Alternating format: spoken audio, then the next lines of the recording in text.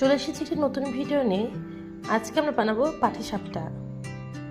প্রথমে দিয়ে নিব চালের গুঁড়ো, এবার দিয়ে দেব ময়দা। এখানে আমরা 3 ভাগ চালের গুঁড়ো নিব এবং 1 ভাগ ময়দা নিব। এবার গুড় দিয়ে দেব। এগুলো আমরা ভালো করে মিশিয়ে পাটিসাপটার ব্যাটার তৈরি করে নেব। এবার আমরা দুধ দিয়ে দেব। পাটিসাপটার ব্যাটারটি রেডি হয়ে গেছে। এবার আমরা পাটিসাপটা পুরের জন্য ক্ষীর তৈরি করে নিব।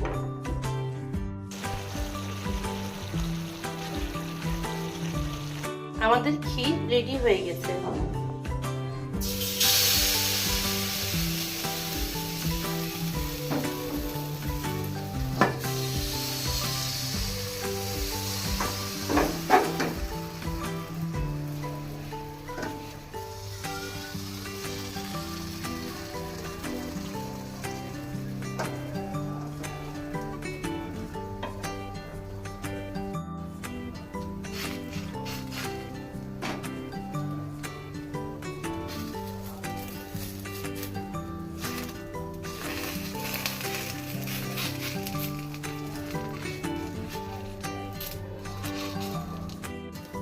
এভাবে আমরা সব পিঠাগুলো বানিয়ে নিব।